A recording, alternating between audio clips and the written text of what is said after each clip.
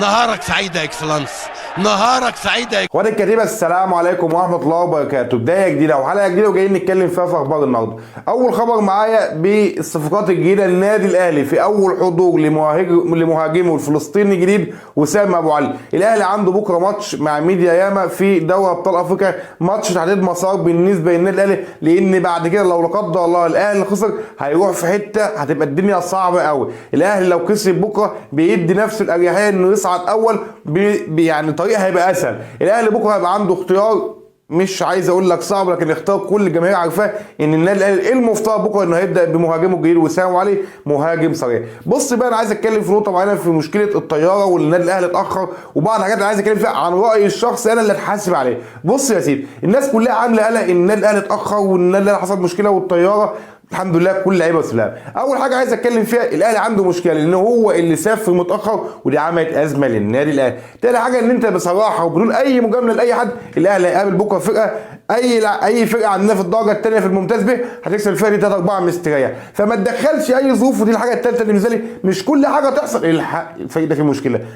يعني سيبك من الاهلي والزمالك، اي فريق مصري الاهلي فيه مشكله، الزمالك فيه مشكله، تاخر الطياره، تاخر الوصول. انت بكره هتلاعب فرقه زي ما قلت لك الدرجه الثانيه، اي فرقه في مصر تكسبها، فما تعملش اللعيب المصري اي حاجه تحسس ان هو ما يديش بكل طاقته، انت ما تخلقش اعذار. والمشكله في الاول وفي الاخير ان انت برضه زي ما قلت لك مش هتلاعب الفريق السوبر اللي يخاف منه، وده الكلام اللي قاله كولر اللي احنا مش عايزين ندوا اعذار. تعال بص وهديك مثال، مش هديك مثال يعني مش عايز اقول لك عشان تقولش ده فرقه كبيره بحجم ريال مدريد بتلعب النهارده في الدوري تاني ماتش بعدها بيومين 2 بالظبط انقطعوا خالص، هتلاقي بيلعب في بطوله ثانيه في دوله ثانيه في قاره ثانيه، وما بيتكلمش عن ظروف او عن حجج. احنا عايزين نتكلم ونغير السياسه في مصر بعيدا عن الاهلي وبعيدا عن الزمالك. الاهلي برضه هو اللي حط نفسه في المشكله لانه سافر متاخر، فما تجيش تقوم حد اللي حصل دي ظروف خارجه عن الكل، بس انت المفروض تلعب وتقدم. زي ما قلت لك كل ملخص من الكلام اللي قلته ده، ما تديش للعيبه المصريه اي اعذار عشان خاطر بينزلوا يتمرقعوا في الملعب.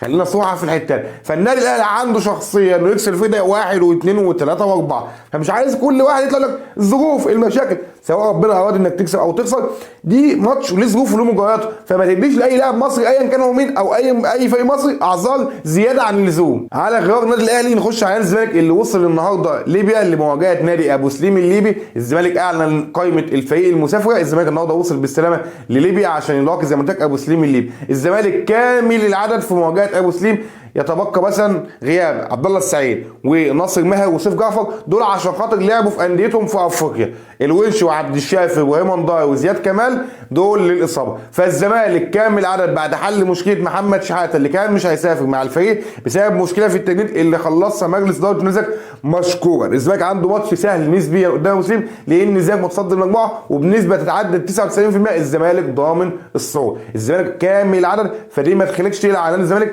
في اي حاجه تاني. خبر التالت معايا، وفي خبرين انا ممكن ما اقولهمش الفيديو ده وممكن الفيديو الجاي بخصوص زيزو، لان في عرض وكلام جد من نادي الشباب السعودي هكلمك فيه الفيديو الجاي، وعرض بالنسبه للنادي اللي هيشتري نجم سوبر تونسي عشان يزامل علي معلول في الفريق، بس اصبر لحد ما اتاكد عشان اطلع لك. الخبر التالت معايا ان خلاص القصه انتهت. هتقول لي قصه ايه؟ هقول لك يا سيدي ان ملاك نادي بيراميدز اخبروا الكابتن ممدوح عيد المدير التنفيذي لنادي بيراميدز ان خلاص ماتش مازيمبي القادم لنادي بيراميدز ماتش تحديد مصير. هتقول لي ازاي يا سيدي؟ هقول لك لان ملاك نادي بيراميدز بيطمحوا في بطوله، وبيراميدز من ساعه ما انشئ بمسماه الجديد بعد ما كان الاسيوطي ما وصلش لاي بطوله ولا نجح في الحصول على اي بطوله مع كافه الفلوس اللي انفقها ملاك النادي على النادي.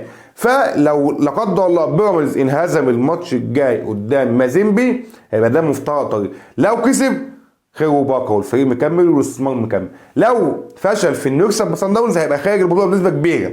تمام؟ مش عايز اقول لك يعتبر خلاص هو طلع، لكن لو لا قدر الله خسر فخلاص المشروع هيبقى محكوم عليه بالفشل، وهيقرر، وخد بالك من النقطه دي المهمه قوي، هيقرر ملاك نادي بيراميدز في حاله خساره مازيمبي بيع اي لاعب ايا كان هو مين. ليه؟ دي تخفيف الاحمال الماديه على النادي، لان انا اجيب فلوس وبصرف وبنفق وببذخ وكل الناس عارفه كده وفي الاخر ما بحصلش على اي بطوله. فاي لاعب ايا كان هو مين بالاضافه ان لعيبه بيراميدز عندها انزعاجات من بيع عبد الله السعيد، فاللعيبه شايفه ان الدنيا مش مظبوطه، فملاك بيراميدز قال لك واحد علينا ايه كل الكلام ده؟ خلاص يا باشا ماتش مازيمبي بينهزم، خلاص اي لاعب ايا كان هو مين، ووقفوا على فكره تجديد العقود للعيبه ايا كان هو مين هيمشي من نادي بيراميدز، ويعتبر النادي اي نادي عادي في منتصف الجدول. ده خبر مهم كان المفروض تعرفه.